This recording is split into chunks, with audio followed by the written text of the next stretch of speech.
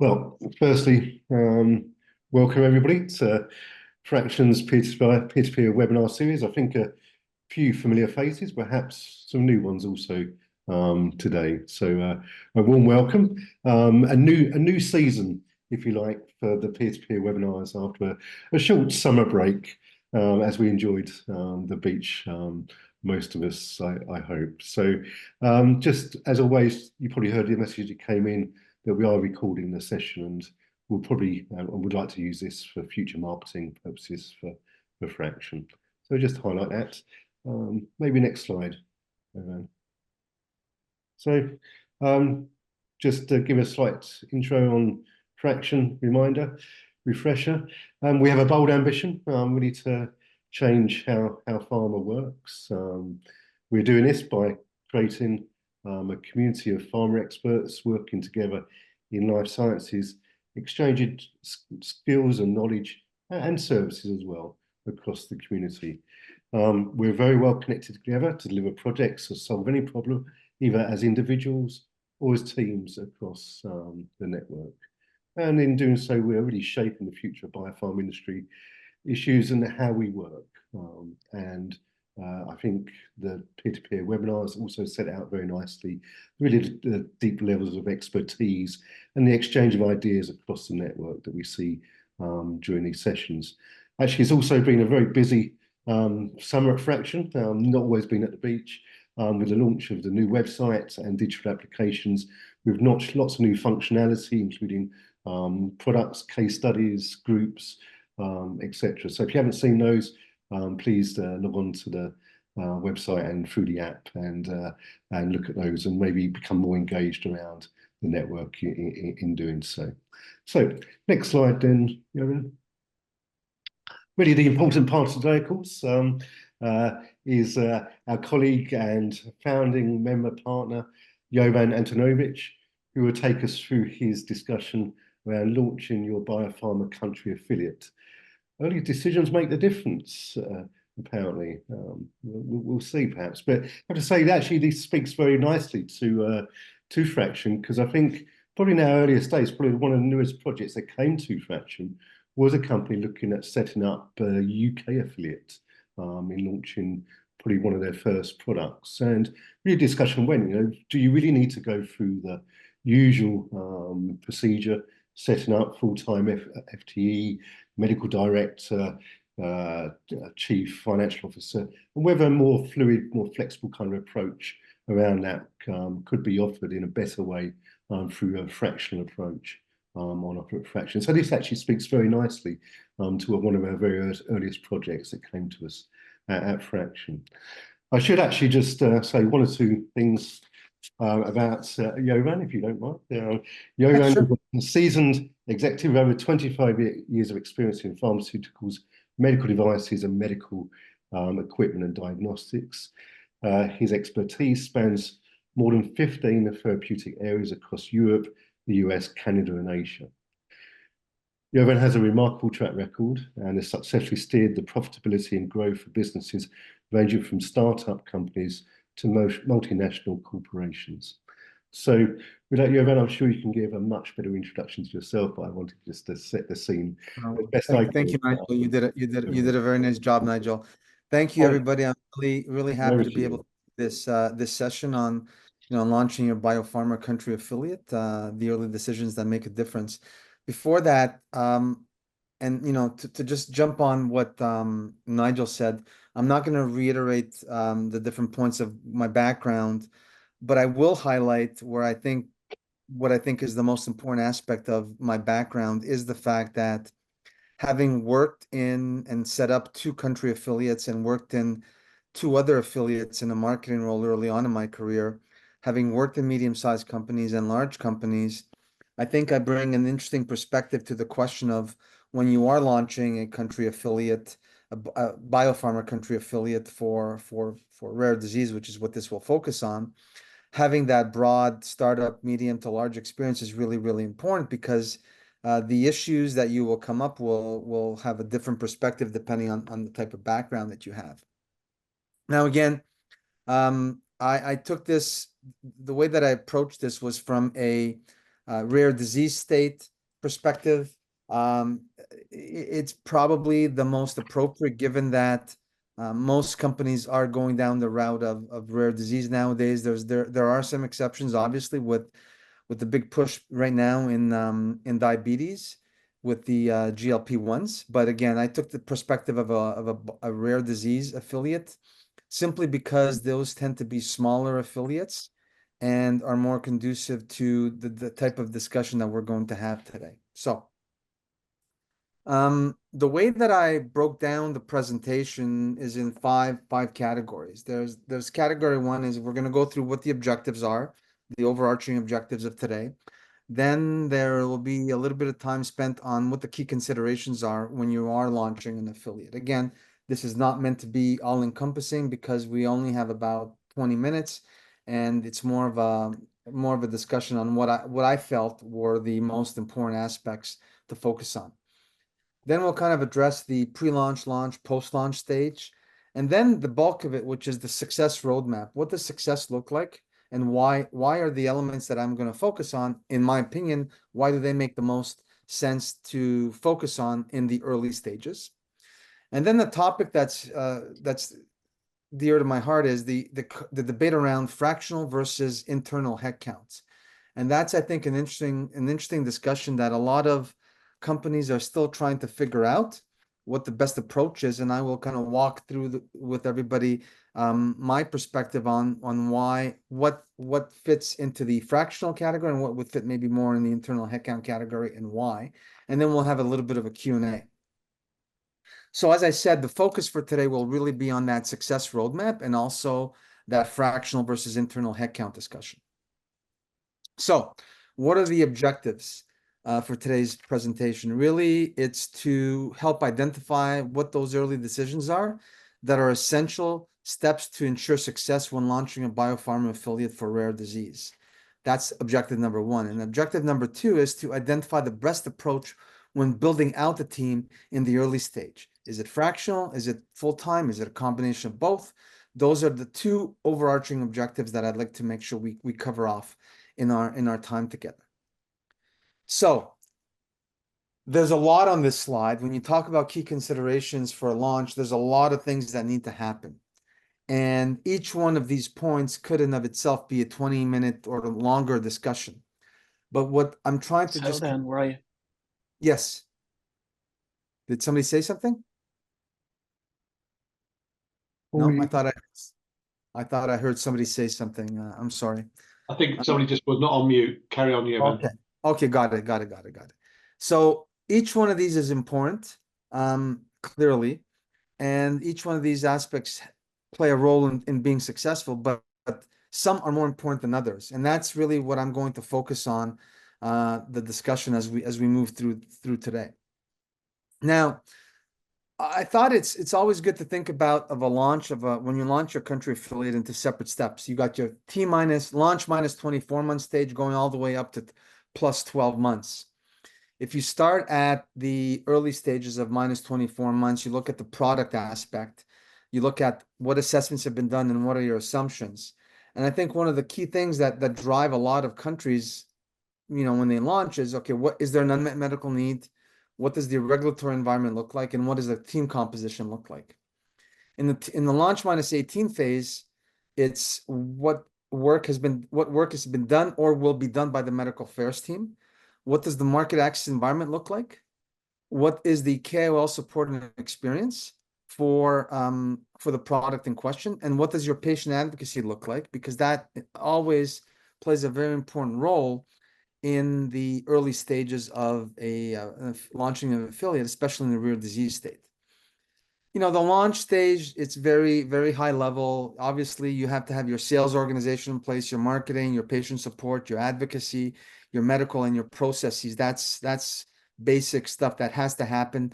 But that's after you've actually set up the basics, which I think are more in the product in the pre-launch stage. And then when you get to post-launch, you want to be able to evaluate how is your performance versus plan? Where do you need to improve? what are the implications for the current launch, but more importantly, even what are the implications for other launches? What are you going to learn from your first launch to be able to actually leverage in any future launches that you embark on in that affiliate? So when I think about the early successes, obviously for me, it's in that first two categories because it's in the launch minus 18 and minus 24 phase. And those are the areas that are the most, I would say, relevant. But in fact, I decide to focus on really the topics highlighted in yellow. What is the unmet medical need? What is the team composition? What does medical affairs look like? What is the market access environment? And what's the KOL support and patient advocacy? Those to me represent the key success elements for a startup when you're launching your biopharma affiliate. So let's take each one separately. Let's start off with the product and level of unmet medical need.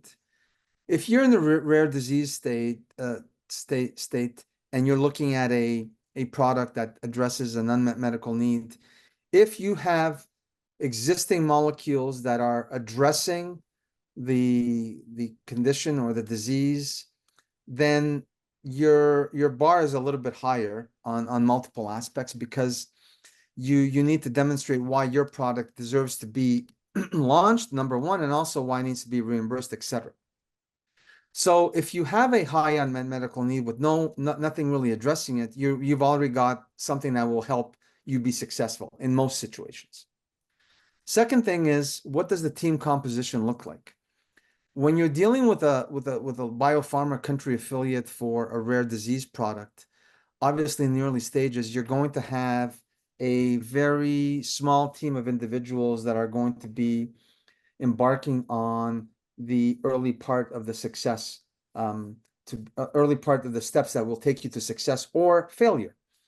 And that team composition, the way that you put that team together is really important because it will ensure that you've got that proper dynamic because everybody is so interconnected that if you don't have that proper team composition, it can lead to a lot of problems in the short term and in the medium term.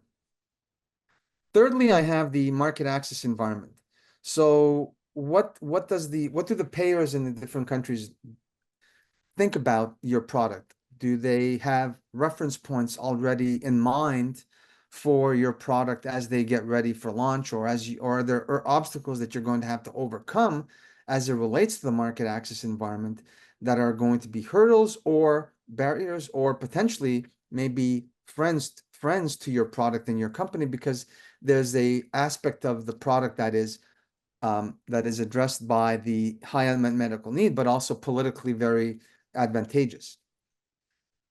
Fourth category is the KOL support and or experience. So what I found over the years is that if you have a product that has a high unmet medical need, but your KOLs do not have any experience with the drug, i.e. they were not part of the clinical trials, or they're not involved in any type of early access program, that can really hamper the uptake as you get closer to commercialization and market access reimbursement.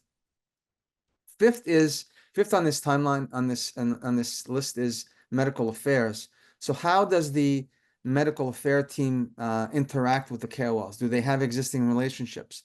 If they don't have clinical trials that they've been involved in with the product, are there projects that we can engage the physicians in order to make sure that they have some level of experience with the product prior to launch?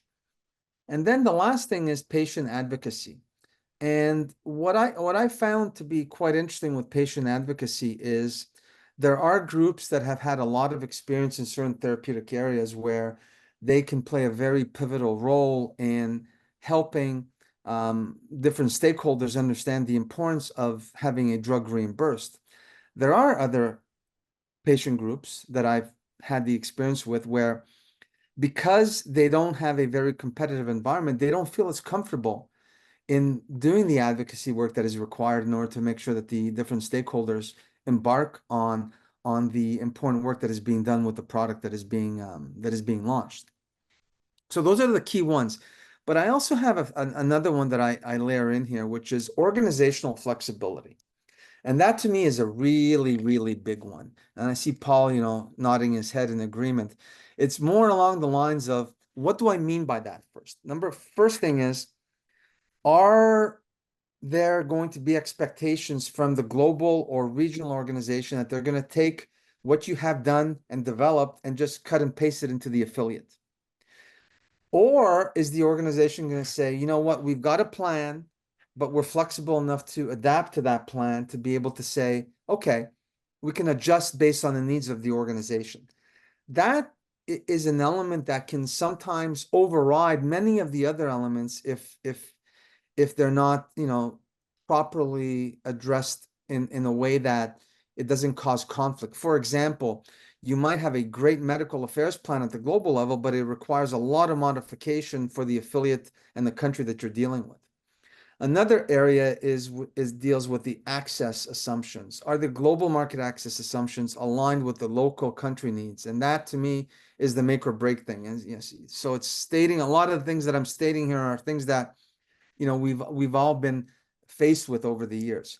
If you get these 6 points right, I think you are setting yourself up for success, because if you have that early buy-in from the medical team with the KOLs, if you've got the market access strategy, if you've got the patient advocacy, then setting up the sales organization, doing the marketing, especially for a rare disease product, can be a little bit easier than if you're dealing with a mass market product like a cardiovascular drug or a diabetes drug like the GLP-1s. That's perspective.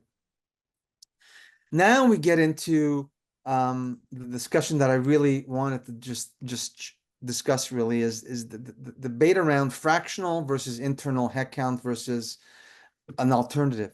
And when I look at, why organizations favor internal headcount, a lot of times, what I see and hear often is, well, this is the way we've always done it. Our existing launch models, we've always, we've taken the approach and we feel that by hiring people internally, we get the best outcome because they're committed to the organization, etc. I'm not sure this necessarily applies to a country affiliate in the rare disease space because the teams tend to be small. A lot of times these organizations are new, and so they don't carry the weight of a brand name big pharma organization to be able to recruit people, and you get turnover that you don't necessarily expect. Another factor that I think plays potentially in favor of a company going towards internal is, how big is the pipeline?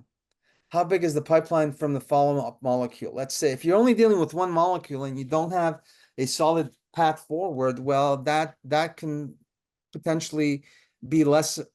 If you have a large pipeline, it can play an advantage for having the internal headcount decision. And then the last thing is, what do external stakeholders and customers prefer? Like, are they going to be more comfortable with a full-time headcount team, or are they going to be okay with fractional teams?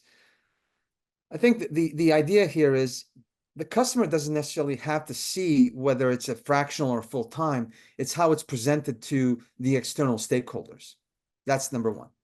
Now, moving over to the neutral bucket is, personally, I feel like the expertise you can get in both models. So I don't think it favors either one necessarily. I think it's a question of the confidence that you have. The efficiency, I don't think you're going to be necessarily more efficient in one or the other. And budget impact, I don't think you're going to be detrimental on the budget impact. Some people may think, well, if I go fractional, I'm going to pay a lot more. But at the same time, you may need less time from certain individuals, which will allow you to do other things that you couldn't if you allocated a full-time headcount. And a lot of times, budgets are much more flexible around having fractional support because they come out of a different budget. What favors fractional? I think number one would be the flexibility that it brings to the organization, whether it be from the timing of hiring people or bring people on, or the flexibility of saying, you know what, we made a decision and we don't need that much support in this area, so we can scale back a little bit. If your product has regulatory concerns, in other words, do we know this is going to get approved quickly or easily? Well, fractional, it plays, I think, to the advantage of a fractional model. The third category is access context. We all know that in most of these developed markets, access is probably the biggest unknown that we face. So if you don't know where you stand with the access until, let's say, very close to launch, you've got that window of 12 to 18 or 24 months where that unknown probably favors more the fractional aspect of the business. And then the last category that I have here, which is basically the centralized global approach. If your organization is very centralized and takes a global approach, then having fractional support makes a whole lot more sense because it doesn't require as much time or effort in theory to get things set up in a way that will not require you to have full-time effort for different aspects of the business. For example, if you're talking about a market access strategy, if you're talking about a marketing strategy, if you're talking about a medical affairs strategy, that if it's being pushed down may require less effort, and then you get into a situation where that makes more sense to go fractional. The other thing too is that it's also possible that the model that companies may want to adopt is, okay, maybe, for example, we don't need a full-time GM, but we'll go with full-time headcount on certain roles and others will go fractional. It's a hybrid approach. I don't think there's an ironclad solution for all companies. I think it's going to be a mix and match, but I think the discussion around how to approach this leads to the question around, are organizations set in their ways with a growth versus fixed mindset? When you talk about growth versus fixed mindset, I always think about it from a standpoint of, when you talk about growth, are there new strategies or approaches for existing problems that can be taken that we haven't thought about? And when you talk about, oh no, we only can do this with an internal headcount approach, well, that's a very fixed mindset approach, which may not be optimal for the organization. That's my take, based on what I've seen in the companies that I've helped set up, but also from what I've seen with my other colleagues that I have had the chance to interact with and exchange on this topic. So I said I was going to take about 20 minutes, and I think I'm right about at that time. And I leave you with 4 questions that we can maybe debate and discuss. And the first question is, that I'd like to get people's feedback on, is what has been your biggest takeaway from today? What has been your experience? What are the top 3 areas that you would focus on? And what has been, because this is one that I find truly really interesting, is what has been your experience with organizational flexibility for projects that you've worked on, whether inside the organization or as a consultant outside of the organization? I hope it's been something to give you food for thought. I know that we didn't dive into a lot of detail, but that was intentional by design. And I think I'll open up the floor for questions or comments, and I thank you for your attention. Jovan, great presentation. Really good. I love it. And it's very relevant to, I think, experiences we've had, Nigel and I, in biotechs where we've done the build out. So yeah, it's very thought provoking, actually. I'm furiously agreeing with many of your points, and then I'm also thinking I'm not sure I agree with others. So fine, that's good. No, it's good. I mean, Nigel, we jump in. I've got a few questions, but I obviously want to throw it to the floor as well. Of course, I'm just going to put you on the spot then, Paul. Which don't you agree with? Well, you are. One of the questions was, do you agree to the stages? I think there's a prior stage which actually embraces all of the stages you've got within those sort of 1 to 6. What our experience is at the moment is a lot of companies need to do a commercial assessment before they even make the decision to have the affiliate. And to be honest, it's exactly the same answer, because they've got to look at the medical affairs, they've got to look at the KOLs, they've got to look at the access, they've got to look at the regulatory environment, and then they commit. And maybe that precursor stage is very, very pertinent to fractional, because at that point you make the point about it might all go wrong, and you do not want to have a load of permanence if you then have to shut the organization. And we've all been in organizations that have had a false start and have had to then back up. You think of quite a few notable biotechs in Europe. Bluebird Bio, had to go backwards and close down, and you realize how painful that is. So yeah, I think there's a prior stage. And then the only other thing you said about on the balancing act, the two dials.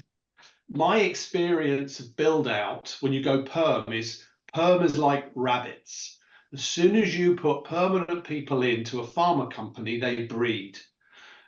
Because they become more focused on bureaucracy and their own political career than they do to actually launching a brand. And so what they do is they go and employ other people rather than get stuff done.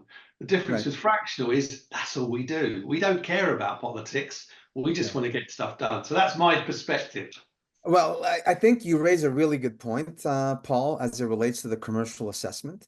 And I guess when I was doing this, I was doing this through the lens of it's already been done or approved, and there's been some work done around it.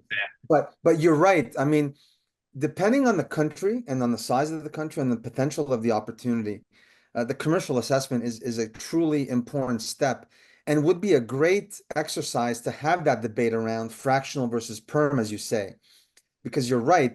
It can easily, you can make an easier argument to a company that you would be better off with a full-time fractional or a hybrid if you were involved in that process from the early stage. Where it gets more complicated is if they've done the commercial assessment and they think they need to go perm only, how do you convince them to go the other way or do a hybrid? That becomes more challenging. If I could be involved in a project at the commercial assessment stage, then I can explain more easily, I think, because I've done the work on the commercial assessment, you've built up that rapport. But I think where it gets challenging is if they've made up their mind, then they've got to go up the food chain again and explain, you know what, I don't think I need the perm. I think I'd rather go with a partial or fractional. It gets more challenging because then the management will say, well, why? You can't make up your mind. So that's then on your comment around the permanent, I think you're right. I think you do get into a little bit of kingdom building, if you will, and also what's my next step if I do a good job. Whereas as a fractional contractor or consultant, if you will, you know, the objective we have is to get a result and get an outcome. And then we don't care about the internal next move. It's about delivering what we said we would deliver on. Yeah, I totally agree. I can see Sanjay and Tim have come off mute, so I have a feeling for questions. Yeah, a good chat, actually, and good discussion. Quick question in terms of many biotech companies or early startup companies, they would like to partner with another entity which is already established in that market. And I wonder, you know, in terms of decision framework, either with fractional or internal assessment, how would you see that partnership will evolve and where fraction would play a role? Well, I think what could be helpful is, again, it always depends. Now you're dealing with two organizations, which adds in a level of complexity that's even worse. But how I would approach it is, you know, fractional could be a great possibility for just setting up another business unit in the interim while they get everything organized. Because sometimes if it's a partnership, they may not have the proper resourcing internally. You may want to just, you know, approach the company and say, listen, I can provide the fractional support to make sure that all the pieces are moving in the right direction for 6 months. Then you do the assessment. Do you really need a full time? So that way they're not losing time with the recruitment. Because as we know, a recruitment, if they don't have somebody identified already, can take 3 to 4 months, depending on how difficult or specific the needs are of that individual. But that's a great question though, Sanjay. It's an interesting one because it actually involves convincing two organizations versus one, which may make it even more challenging. I mean, Sanjay might help to answer it as for another way. We're talking to a headhunter. We spoke to them on Monday. They want to collaborate with us because they realize it's a hybrid answer now. So when they work with a PVVC or a startup, the startup says, what do I need? And what they're recognizing is, to Jovan's point, is maybe a couple of the employees are perms. And then actually what they're going to do is put together a fractional team to embellish and improve the muscle. And then over time, our relationship with the recruiter is going to morph, because what it'll say is, okay, we put in a chief medical officer on a fractional basis on 3 days a week. The job's too big now. We're now going to move that over to a perm role and we're going to back off. So even if you're working with another alliance partner, sometimes you also need an alliance, somebody that actually can manage the alliance with the third party. So I think it's coming. The idea of fractional and permanent, and a blend and a hybrid, I think is the winning play for these particular businesses, and we're in a good position because of the expert base we've built.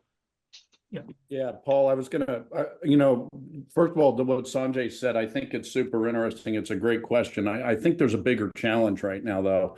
And I think your question or your comment about earlier on is really interesting, because what I run into often right now is people think fractional commercial support, because we're really talking commercial.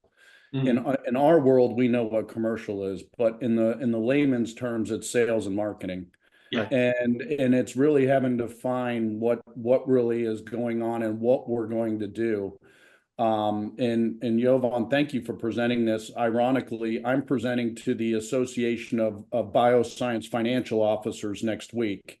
And I'm having a conversation, and it may go nationwide. There's about 40 people so far who've RSVP'd. And what I'm talking about is exactly what you just said. But I'm actually going where Paul was going.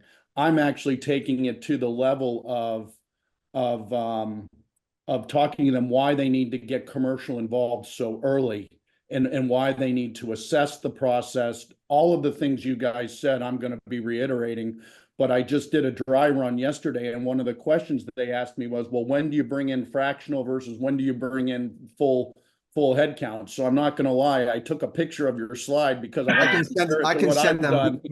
We can share those slides, no problem.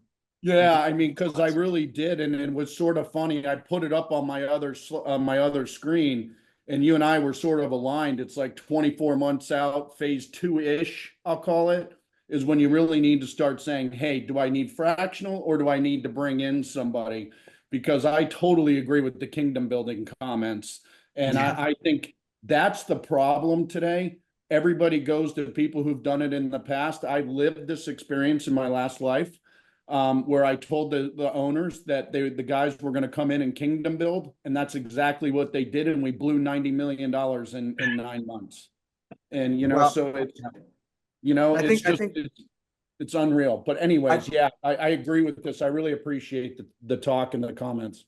I think one thing that I try to do when I talk to customers, when I say the term commercial, I explain to them the perspective that I come from. I've been a general manager and I've been a chief commercial officer. And I try to make sure they understand globally that this is not just sales and marketing, it's access, it's public affairs, it's patient support, it's regulatory, it's legal, it's all these aspects. And if you're an experienced seasoned commercial person, you know that the wheel has a ton of spokes. And if you as a senior commercial person can come in and help make sure that that conversation is being steered properly. Because what I see sometimes is people want to set up an affiliate. They assume that, okay, we can just cut and paste Europe or the US into the different countries. And then they talk to other consultants. And then if the project lead does not have experience in that country, well, they'll have a difficult time challenging the consultant that they bring in. So the idea of a general commercial person coming in and steering that discussion is to make sure that the proper questions are being asked of the people that you're going to work with, because as a fractional person, you're going to be working with suppliers and other partners. But the important thing that we bring to the table is, what are the questions that are instrumental that would be in the regulatory space, in the CMC space, in the legal space, in the sales space, in the access space that are pertinent to that market? It's funny you say that, Jovan, because I totally agree with you. I think of it as one word: objectivity.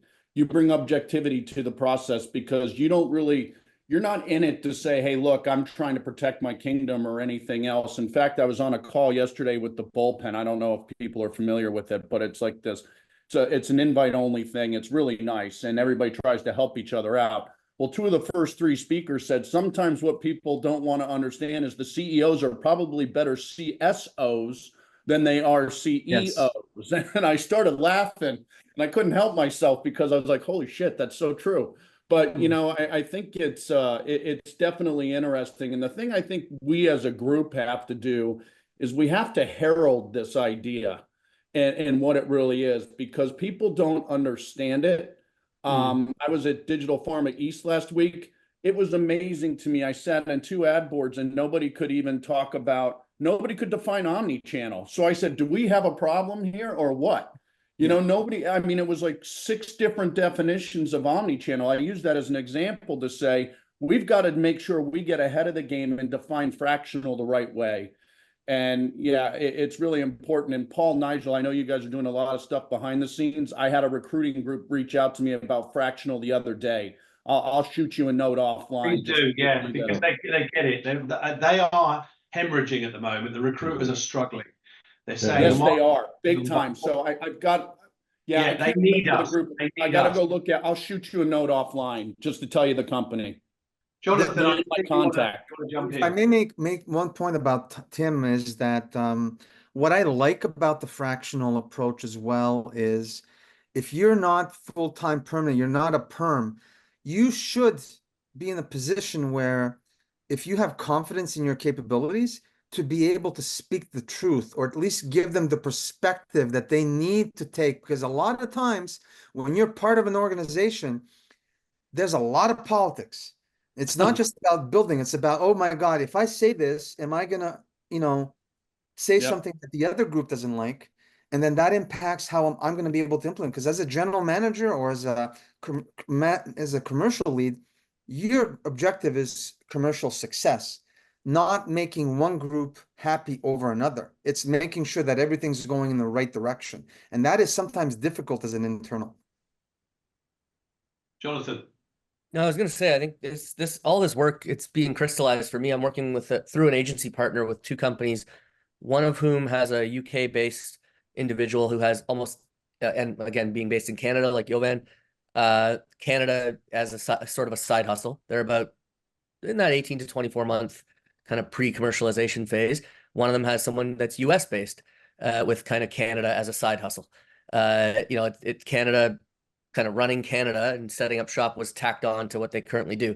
So they're wearing multiple hats. They're not seemingly happy about it. I think when they talk to me, given that I'm one of the people in Canada, they put on a brave face. But I don't know that these organizations are even thinking fractional as an option. And that's what crystallized for me in the last month or so. And we haven't chatted in a while, but where I thought, I don't even think it's not that they chose this, individual, this maybe head office, global office individual to kind of take this on because it was a better option than a fractional. They obviously don't want to hire full-time in Canada yet for good reason. And this applies to any other, market. But I don't know that they even thought about someone fractional or part-time. And I think they think of consultants as a certain separate thing. And then they think of, okay, we better use someone we've got on the headcount already on payroll, and let's tack on this responsibility and have it. So it's an interesting conversation, I think, to cement, well, A, what fractional is and how it differs from just, maybe an hourly paid consultant, and B, all the things Jovan and Tim have talked about, just the benefits of it and the fact that you get, that it is a fully immersive partner. Because I don't think that these 2 organizations are getting there. I don't think they're taking the right steps, quite frankly. And then a last point I'll tack on is, we as the agency, and I say we, with me as an extension of them in this case, are essentially their Canadian commercial infrastructure for the time being, and doing a lot of that work. And I think it's going pretty well because we at least have that local nuance. We have several individuals who have had different roles within the industry who understand some of the needs, especially around access, as Jovan brought up. So I don't know that that's a bad thing necessarily, but I certainly think too many of these companies are just kind of unaware that this type of arrangement exists. So yeah, that was just my thought. That I think maybe I'm preaching to the choir. Because we're getting more. I think client base for us is about 40 plus now, and what we're getting is once we get in the door to a biotech, biopharma that's a little bit cash strapped. It helps if they're cash strapped. They really get this when they don't have money. If they've got a lot of money, then they probably start leaning to the perm structure. But when we get in the door, they really get this, and the reason they get it is because we connect them to people like you. So they don't have to compromise quality. They're not used to this idea that they're going to buy quality on a temporary basis, because agencies don't sell quality. They just sell quantity. They just solve a problem. They don't care what the problem is, and you'll end up with a graduate. our model is when one of us walks in, they go, Jesus Christ, you know what you know what you're doing. And therefore they tend to repeat purchase. So we're getting quite a lot of repeat activity now where the clients are coming back saying, I like what you did. Have you got somebody else like that in this area? So I think it is coming, but it does take, as you say, it's an ambassadorial role. We go in, we explain the model, we explain the quality, and then they get it. Paul, if I may add one thing, what I find to be helpful is that when I have interactions with clients and customers and prospects, I stress a lot on the fact that I've worked in small, medium, and large, and having had a career that is possibly atypical, I can do a lot of the work myself. I'm not just going to go in there and delegate to team. Like I'm able to actually roll up the sleeves and do a lot of the work. And that's something that is, I think, a selling feature, because otherwise you just end up having to tag on more and more and more and more contractors to do the same thing. And it makes the whole aspect of coordinating everything more complex. No, totally agree. Hey, good discussion. I don't know if there's any other thoughts or comments from the team. The one I'd throw in, and I was talking to a massive company yesterday, 2 billion, and they don't know how pharma works, which is quite curious given that they've been selling to pharma for 50 years. But they didn't understand local or global local. And it does have a big impact on structural design because, and you think about it, Nigel, we work with Pharma, for example. Pharma has got this idea of strong center, thin edges. And other farmers want thick edges, small center, and it has a big structural implication on design and the desire to go fractional. Because if they say that we're going to have a mega middle, it's going to set everything, and all we want is a strip bare edge that's mostly sales, bit of medical affairs, keep it simple. We need some qualified people in there so we don't go to prison. Let's keep it simple. Or they go the other way, which is let's leave autonomous countries in place. Let them get on with it. We're talking to one today, and they say, look, they will let the countries do whatever they like, and we have a tiny centre. But the trouble, either model has its benefits, either model has its risks, and either model generates a desire or no desire for fractional or permanent. Very interesting. Yeah, very interesting. I'd say very interesting discussion as always. But I think been very useful to focus some time on, really thinking the opportunities and benefits for fractional type work, particularly when we think about expansion of country affiliates. And to say that was one of our first examples with Phraktion. I think it's certainly an important area where we can play. I think, and certainly from my own experience, cash-strapped startup biotech with ambition to go alone to market. Easy option was always to go to large pharma, do partnership, as Sanjay correctly described. But maybe the fractional piece to actually have some sort of interim to at least get through the end of phase 3 and out into the market. A fractional approach makes perfect sense, particularly maybe as smaller countries, etc., in growing those affiliates. So much to think about, and certainly the opportunities are vast, I think, for the fractional piece that we've discussed today. So with that, once again, thank you, Jovan. Thank you for a very engaged audience once again. Look out very soon. There'll be some more webinars coming thick and fast over the next week. So once again, thanks everyone